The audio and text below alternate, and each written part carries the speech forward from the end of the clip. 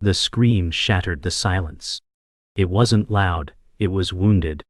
A sound like time itself snapping in half. In the middle of a rain-slick street, an elderly man dropped to his knees, gripping a faded photograph like it was the last piece of his soul. His two adult children, stiff with unease, stood frozen a few feet away. Neither rushed to help. Their eyes didn't hold fear, they held shame. The man didn't call out to them. He whispered, "She waited every day," and clutched the photo tighter. His breathing turned ragged, like memories were drowning him. A letter, worn, unopened, tumbled from his coat pocket and landed in the puddle by his boot. Its ink ran like tears. A child's handwriting on the envelope, "Daddy, please come back." The rain didn't wash anything away. It just made everything clearer. That day, they didn't lose a father. They finally saw the ghost they'd buried alive. They called an ambulance. But it didn't feel like saving him. It felt like removing a burden. The paramedics knelt beside the old man, but his eyes weren't searching for help. They were still chasing the past. Emma, his daughter, didn't step closer. Her heels didn't budge. Her lips moved, barely audible. "Why now?" she muttered. Her brother, James, kept his hands in his coat pockets, the letter soaked in the puddle between them. Neither bent to pick it up. Neither could bear to touch that part of him. The sirens screamed louder than their thoughts. But the old man just whispered again, "She waited every day." The medic looked up and asked sharply, "Is he allergic to anything?" Silence. No answer. Just drizzle and decades of unspoken history settling in the gutter. Emma remembered the last time he hugged her, 1989, before he left for business. She was 12. He never came back the same. Or maybe he never meant to return at all. The hug had felt final, even then. James remembered rage. The night their mother cried at the kitchen sink for hours, whispering he chose his pride over us. They were told he was serving the country. But service had become silence. And silence, a kind of violence. No birthdays. No graduations. Just envelopes returned unopened. James said through clenched teeth, "He left Mom to die alone." Emma looked down at the letter in the puddle and whispered, "And we learned how to live like that." The past was no longer behind them. It was lying in the street, gasping for air. The hospital lights were harsh, sterile, dirty, too clean for the mess he carried. The old man blinked slowly as machines beeped around him. The nurse smiled politely, but he didn't notice. He wasn't there. He was watching a little girl on a swing, calling his name. "Daddy, look!" Her voice had echoed for years in his mind, unanswered. He could still hear the sound of boots walking away, his boots. The nurse asked softly, "Is there someone we should call?" He muttered, "No one would come." And for a second, the nurse believed him. Outside, Emma lit a cigarette with trembling hands. James stared at the hospital doors, fists tight. They didn't know what they wanted, but they knew they couldn't walk away unchanged. Somewhere in a dusty shoebox at the bottom of a closet, there were medals. Bronze, silver, gold, each one etched with sacrifice. But none could speak for the father who never returned. The children didn't want to see those medals. They wanted one day back. One Sunday morning where he chose pancakes over pride. One memory where he stayed. In that hospital bed, the old man clutched the photo again, murmuring, "She waited every day," as if trying to summon time itself. A doctor walked in, clipboard ready, tone professional. "Do we have a DNR?" Emma and James stood silent. The question hung in the air like a verdict. Not of death, but of what they were willing to forgive. The next morning, the hospital room smelled of antiseptic and mourning. The old man's eyes fluttered open, and for a moment he thought he was back in the barracks, until he saw the sterile ceiling and remembered he wasn't a soldier anymore. He was just old. Emma sat beside him, arms crossed, unsure whether to speak or stare. James didn't come. She said, quietly, "You scared us." The old man coughed, then rasped, "Not enough, apparently." Her face twisted, but she didn't flinch. You can't just show up and collapse your way into our lives. He turned away. I didn't mean to come back. I was passing through. That was worse. A ghost returning just to haunt the air and leave again. She reached into her bag, pulled out the letter, dried now, creased and stained. You kept it, she said, surprised. He didn't look at it. I kept all of them, but I didn't know how to open them. The silence wasn't peaceful. It was filled with everything unsaid. Outside the hospital, James sat alone in the car, engine off, fingers drumming the steering wheel like a man trying to drum out a memory. His breath fogged the window. He didn't want to go in, not because he hated the man, but because he hated what seeing him made him feel. Weak, white, conflicted, small. In the rearview mirror, he saw himself at 10 years old, standing at the same hospital window, waiting for someone who never showed. A nurse had given him a candy bar and said, "He's probably busy." That day he stopped believing in excuses. James clenched the wheel and whispered, "He was always too busy for us."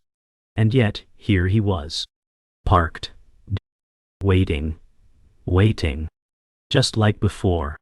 And even now, part of him hoped the old man would come out and explain it all. One sentence to undo decades of damage. But that kind of sentence doesn't exist. Not in real life. Not for boys who grew up in silence. The old man stared at the ceiling tiles like they were constellations of a life he never mapped right. He didn't ask where James was. He already knew. He said softly, "I used to count the days until I could see you both again. And then I stopped. Not because I stopped loving you. Because I couldn't face what I'd missed." Emma's eyes watered, but no tears fell. "We needed you. That was all." He shook his head. "I thought medals would matter. I thought if I came home with honor, everything would forgive itself." She whispered, "We weren't asking for a hero." He looked at her then, really looked, and saw the woman she became without him. The lines in her face that mirrored her mother's. The strength that came from abandonment. "You became everything I wasn't," he said. She almost smiled. But it hurt too much. Even praise from him felt like a wound. That night, Emma sat alone in the hospital cafeteria. The vending machine buzzed behind her as untouched coffee cooled in her hands. She wasn't crying, she was unraveling. Childhood memories played behind her eyes like silent home videos, her father teaching her to tie her shoes, then disappearing for years, her mother dancing alone in the kitchen, pretending it was enough. She whispered to herself, "Maybe I'm not angry anymore. Maybe I'm just tired of being angry." A janitor passed by, nodding gently. She nodded back. The world kept moving, even when your soul stalled. Upstairs, the old man slept uneasily, whispering names into the dark.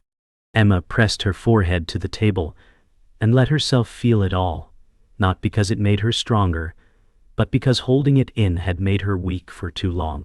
James finally walked through the hospital doors just before dawn. His steps echoed down the hallway like second thoughts. The room was quiet. His father's eyes opened slowly, recognizing him without surprise. "Didn't think you'd come," the old man rasped. James stood at the foot of the bed. "I almost didn't." Neither spoke for a long time. The air buzzed with everything unsaid. Finally, James said, "Mom forgave you before she died. I didn't understand it then." The old man's eyes glistened. "I didn't deserve it." James looked away. "Maybe. But it's not about what you deserve. It's about what we carry." Silence again. But this time, it wasn't sharp. It was heavy. Shared. James sat down. Not close. But not far. It wasn't forgiveness. Not yet. But it was the first time the silence didn't feel like a wall. It felt like a bridge under construction. The next morning brought sunlight but no warmth. Emma stood at the foot of her father's bed, holding a folder of military discharge papers. "I found these in Mom's old cabinet," she said flatly. He blinked, then winced. "You weren't supposed to see those." She held them tighter. We weren't supposed to see a lot of things, but we did. The folder trembled in her grip. A photo slipped out. A woman they didn't know. A child in her lap. Dot. Emma's breath caught. Who is this? The old man didn't answer. Silence again, his weapon of choice. But this time, it betrayed him. Emma's voice cracked. Did you have another family? He looked at her, really looked, and broke for the first time. I was young. It was before your mother. I thought they were gone forever. Until I got a letter last year. A letter. One daily. Another one. Another truth hidden in a drawer. The room felt smaller. And so did their past. James leaned against the wall outside the room, fists clenched, hearing muffled voices. He didn't go in. He didn't need to. Emma emerged, face pale, holding the photo. She handed it to him wordlessly. He stared at the image. A child, maybe 5. Smiling. Safe. Loved. Little. Everything they hadn't been. James muttered. So we were the second act. Emma whispered. We weren't even in the first. He paced the hallway, the walls too close, too white, too full of years no one spoke about. All this time, we blamed ourselves. Thought maybe we weren't enough. Turns out we were just next. Emma said nothing. What was there to say? The photo in his hand felt heavier than any truth. Their father had left them behind, not because of war or trauma, but because it was something he'd done before, and likely would have done again. Legacy, it seemed, was just repetition in disguise. That night, the storm came. Not outside, inside the room. James returned, eyes burning. You lied to us our whole lives, he said. The old man didn't flinch. I protected you. James laughed bitterly. From what? The truth? Your shame? The old man sat up straighter, pain flashing in his eyes. You don't know what it's like to lose everything and keep living like you didn't. James snapped. You didn't lose us. You left us. The room buzzed with the weight of 1,000 letters never written. Emma stood by the door, eyes darting between them, frozen between hurt and hope. The old man's voice broke. I didn't know how to be a father without becoming the man I hated. James whispered. Then you made us grow up hating you. And for the first time, the old man wept. Not from illness, but from the collapse of every lie he built to survive. Emma found herself back at their childhood home, later that night, digging through boxes in the attic like someone searching for a map out of pain. Dust clung to every forgotten thing. Report cards, hand-drawn cards, a crayon drawing labeled me Mommy and Daddy. But in the bottom of an old trunk, she found something stranger. A cassette tape marked for Emma, someday. Her hands trembled. She searched for a player, heart pounding. The voice crackled to life. Younger, steadier, her father's. If you're hearing this, it means I failed to return the way I should have. I didn't know how to say I was sorry, but I always wanted to. She covered her mouth as the voice went on. You looked just like your mother when you danced in the living room. The tape ended. Not with answers, but with a whisper of love too late to matter and too powerful to forget. Back at the hospital, James sat silently by the window, watching the rain blur the skyline. He hadn't spoken since the argument. The old man dozed, frail and quiet. Emma walked in, placed the cassette on the table beside the bed. I listened to it. James looked up. She nodded slowly. He meant to tell us. Just never found the moment. James whispered. That's what cowards say. She didn't disagree. But her tone softened. Or maybe that's what broken men say when they run out of ways to fix things. James stood and walked to the bed. The old man stirred. You came back, he murmured. James said nothing. He simply placed the photograph face down on the table and walked out. The rain outside didn't stop. But something else did, the war in his chest. He didn't forgive. Not yet.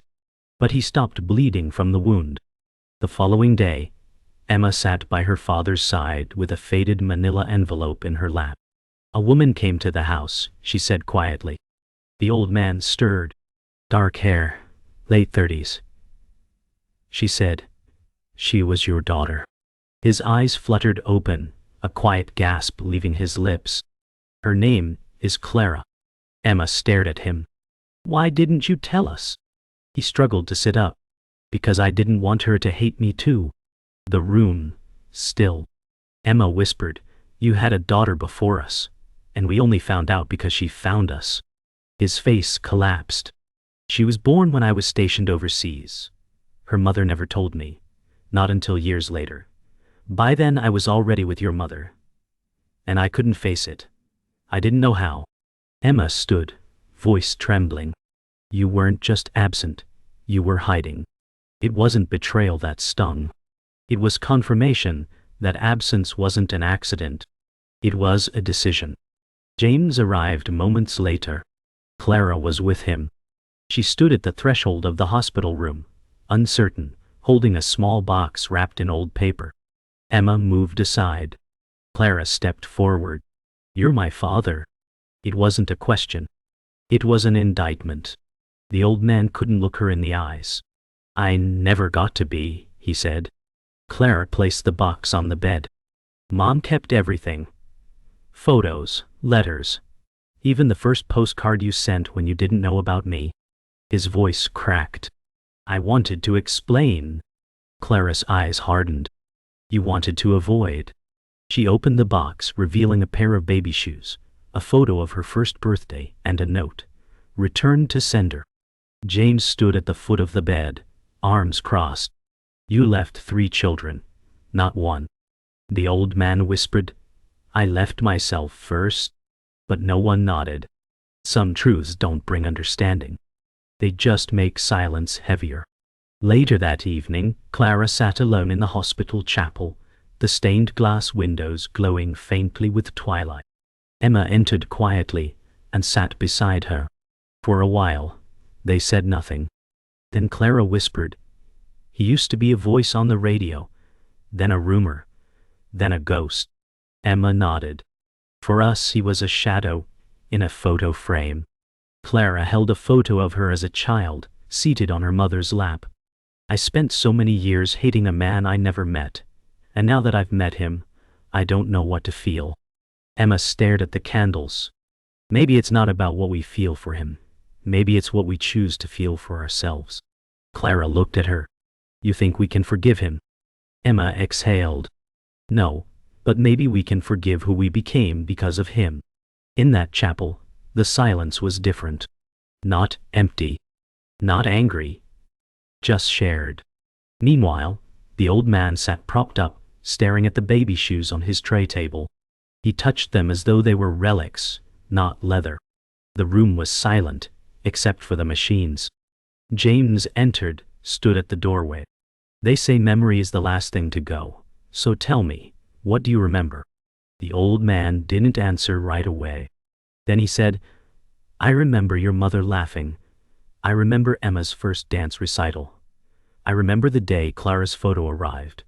And I remember the weight of my uniform feeling lighter than my guilt." James walked closer. "That uniform kept you from being a father." The old man nodded. "I thought serving made me a man, but men who leave don't build legacies, they build silence." James finally sat. "Then talk, before there's nothing left." The old man closed his eyes. "I'll tell you everything, if you'll stay." It wasn't redemption, but it was finally a beginning. That night, all 3 children sat around the old man's bed. The light was low, the mood even lower. He spoke for hours. No excuses, just truths. About deployments. About failures. About nights he wished he'd written back. Clara listened, arms crossed but ears open. Emma scribbled notes in a journal, not to remember, but to process. James barely blinked, gaze locked on the man who had haunted him. And somewhere between the stories, something shifted. Not forgiveness, but understanding. Not healing, but honesty. The old man's voice faltered near the end. "I was afraid that if I came back, there'd be nothing left for me." Clara whispered. There wasn't. We had to build it ourselves. He nodded. And maybe that's why you're stronger than I ever was. When he finally fell asleep, none of them left. They sat there, 3 broken branches from the same tree, finally growing in the same direction. The next morning, the doctor came in quietly, clipboard in hand. His conditions worsening, were nearing the end. None of them moved. James stared at the floor, Clara bit her lip, and Emma exhaled like the weight of it had been waiting in her chest all along. The doctor said gently, "It's time to consider final directives." The old man, barely awake, opened one eye. "No machines," he whispered. "Let me go clean." James said nothing. Clara nodded. But Emma stepped forward. "Not yet," she said. "He hasn't told me about the day he left." The old man tried to speak. His throat cracked, and he winced. "That day, I chose duty over love, because I thought they were enemies." He looked at all 3 of them. "But I see now, duty without love is just fear in uniform." The silence was suffocating, but not empty. It was finally filled with truth. Later that day, Clara brought a recorder. "If you can't say it all to us, maybe say it here." She placed it on the blanket, hit record. The old man stared at it like it was a bomb. "I don't know where to start." Emma replied, "Start where it hurts." His voice, frail but steady, began. "To Clara, I never got to be your father, but I watched you grow through your mother's letters. I was proud from a distance I never bridged." He turned slightly. "To Emma, I missed your first heartbreak, your first job. I kept your drawings in my chest pocket during every deployment." He finally looked at James. "And to you, I knew you hated me. And you were right to. But I never stopped hoping you'd ask me the questions I couldn't answer." His voice cracked. "I was a coward who wore courage like a medal." The tape caught every word. Not for the world. For them. That evening, Clara walked into the hallway alone, tears finally falling. She didn't hide them. James found her, offered a tissue but said nothing. She wiped her face and whispered, "It's harder than I thought. Hearing it. Wanting it." James nodded slowly. "Yeah, hate's easier. Love's a risk." She looked at him. "You think I should forgive him?" James shrugged. "I think you should do what lets you sleep at night." Her voice cracked. "He left before I knew what the word father meant, but I kept hoping he'd show up at every school play." James smiled bitterly. "He missed mine too."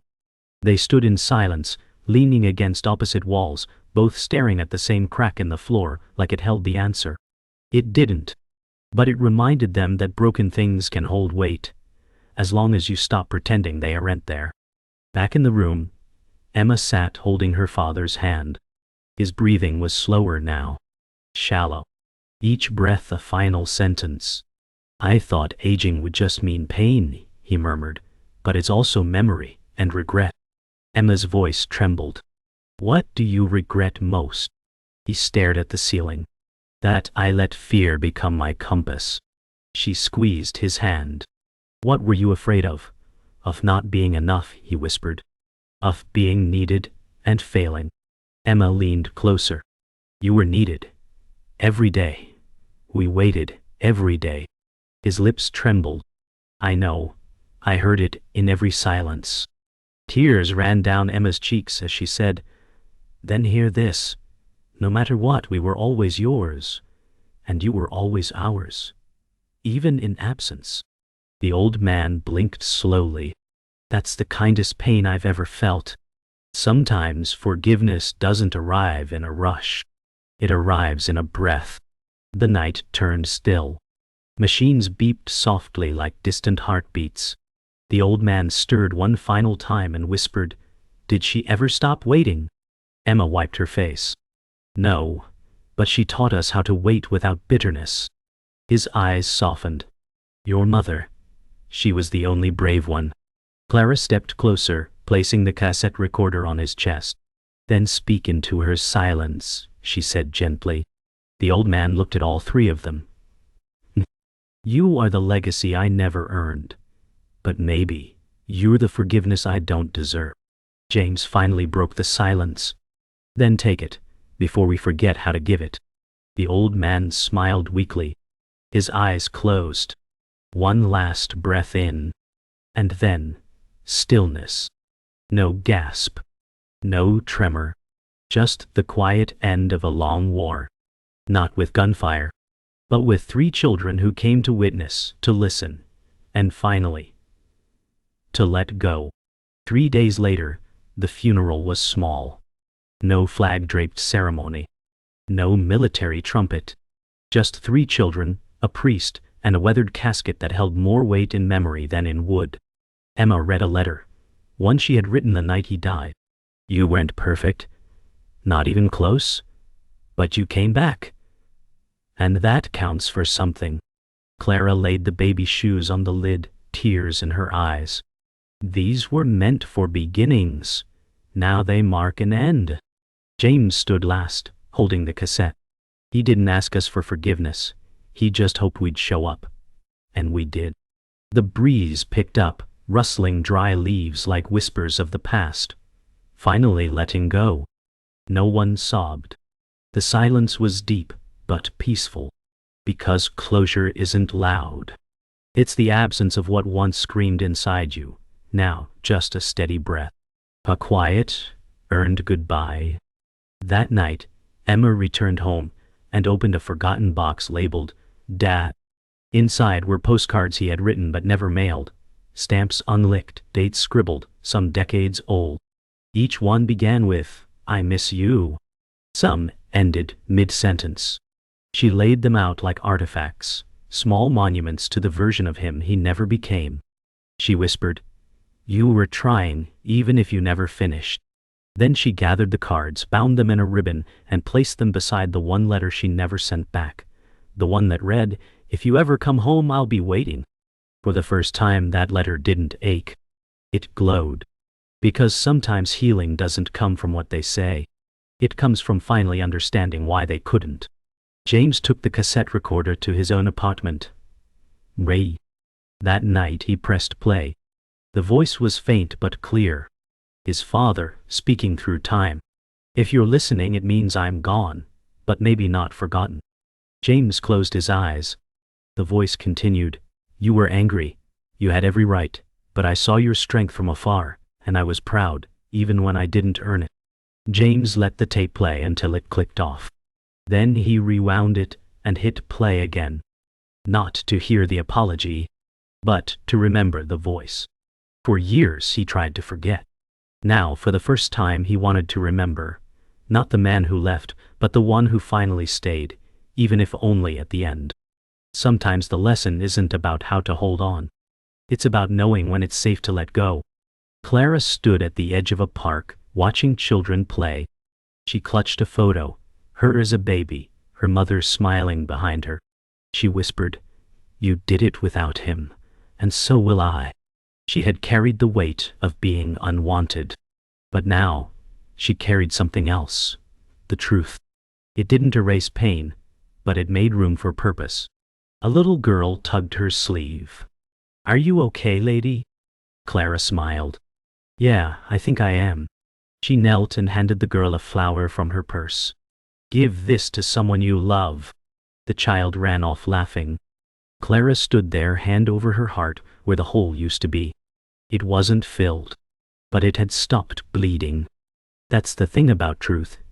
It breaks you open, but it also teaches you how to close gently. Weeks passed. The world didn't change, but they did. Emma called Clara every Sunday.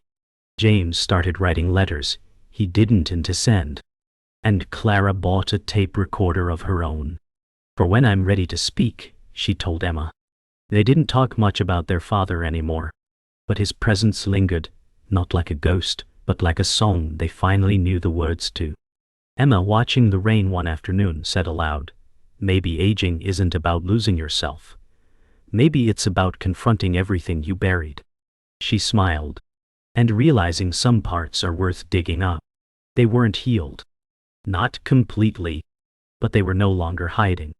And that, in itself, was a kind of peace. A story unfinished, but no longer silent. It was spring when they visited the cemetery again. No ceremony this time, just a bench near the grave and stories they now felt brave enough to tell. Emma read from her journal. The fear of aging was never about wrinkles. It was about time. About not being remembered the way we wanted. Clara added, or being remembered for the wrong things. James said nothing. He simply placed a freshly copied tape into the soil beside the stone. "Let the earth listen now," he whispered. The gravestone was simple. Father. Soldier, da. Man in progress. The wind rustled the leaves like applause for an honest ending. None of them cried. But their silence was heavier than grief. It was gratitude. Not for what they lost, but for what they finally faced. The ground didn't hold their father. It held their forgiveness buried gently like a seed. At home, Emma opened the final letter she had written but never sent. She read it aloud at her kitchen table, voice soft but unshaking. "I hated you. Then I missed you. Then I hated that I missed you. But I think I finally understand. We fear aging not because we get old, but because we might die unknown." She folded the letter and burned it in the sink, not out of anger but ceremony. The flame rose, then faded. No ashes remained. Just the echo of her own words still hanging in the air. She turned to the window, where rain tapped gently against the pane. "You're known now," she whispered. "And I'm not afraid anymore." In that moment, the fear dissolved. Because it was never about death. It was about being unloved, unspoken, unclaimed. And that fear, at last, no longer had a home. James placed the cassette recorder in a drawer beside his own letters. Not to hide it, but to make room. His journal was open on the table, half a sentence unfinished. He wasn't a hero, but he tried. That's as far as he got. He didn't need to say more. The attempt mattered now. In a world obsessed with perfection, James found comfort in the flawed effort of his father's final days. "Trying is enough," he muttered. And for the first time in years, he slept without nightmares. No more battlefield flashbacks from his own military service. No more invisible wars with the past. Just sleep. Peaceful. Earned. He had always thought aging was about loss, of strength, of memory, of meaning. But now, he realized, it was about arrival. And finally, he had arrived somewhere new. Somewhere honest. Clara pressed record on her new tape and began. "My name is Clara. I was the secret, the shadow, but now I'm just me." Her voice shook, but she didn't stop. "He wasn't my father the way I dreamed. But he gave me something anyway. Proof that even broken people can show up eventually." She paused, breathing in the moment. "I forgive him. Not because he earned it, but because I deserve to be free." She hit stop and smiled. Not because the pain was gone, but because it no longer controlled the room. She placed the tape on her bookshelf, between a family photo and a child's drawing from a therapy group she'd started volunteering at. "Sometimes," she said aloud, "our healing isn't about what we say, it's about what we choose to leave recorded." Then she turned off the light. The room went dark. But her story, her voice, remained. And so the story ends not with a bang, but a whisper. A letter never sent. A tape finally played. A grave visited without bitterness. Aging no longer stood as a punishment. It became proof that time still gives us chances, even when we squander them. The veteran's story wasn't heroic, but it was human. A broken man who ran from love until it found him in a hospital bed. And the children, not by birth but by bond, who chose to listen anyway. There's no glory in the quiet reckoning of regret. But there is grace. And sometimes, that's enough. The final voice you hear isn't his. It's theirs. Telling you this, some wounds stay quiet until they raise children of their own. The screen fades to black, but the echo lingers. Because in the end, we don't fear aging. We fear becoming forgotten by the ones we still love.